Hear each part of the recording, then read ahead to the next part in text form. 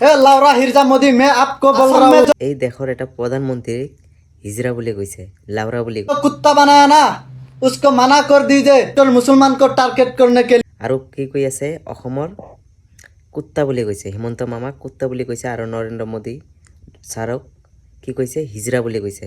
मुसलमान का पैर का खून मुंडी में आएगा ना इंडिया में कोई कुत्ता बीजेपी का कोई कुत्ता रुक नहीं सकता डंडा मार के साले गंगा में फेंक दूंगा।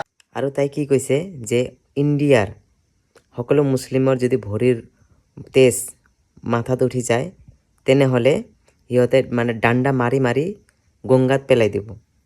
তো শুন মই তোক এটা কথা কৈছোঁ, এই ইণ্ডিয়াৰ গোটেই মুছলিমৰ মাইণ্ডছেট তোৰ নিচিনা জিহাদী মাইণ্ডৰ নহয়।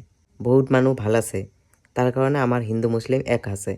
कान खुल के सुन ले साले हिरजा मोदी मर जाऊंगा लेकिन तुम्हारा असम का कुत्ता से झुकेगा नहीं इंशाल्लाह याद रख अगर जल्दी से मना कर दीजिए कुत्ता को। ইয়াক অতি সোনকালে গ্ৰেপ্তাৰ কৰিব লাগে। এটা দেশৰ প্ৰধানমন্ত্ৰীক হিজৰা বুলি ক'ব পাৰে নেকি? আপোনালোকে ক'তবা শুনিছে না দেশৰ প্ৰধানমন্ত্ৰীক হিজৰা বুলি কোৱা? আৰু এটা মুখ্যমন্ত্ৰীক কুত্তা বুলি কৈছে। প্ৰশাসনক মই অনুৰোধ জনাম এই ব্যক্তিজন য'তে নাথাকক কিয় ইয়াক অতি সোনকালে গ্ৰেপ্তাৰ কৰিব লাগে আৰু উচিত শাস্তি দিব লাগে।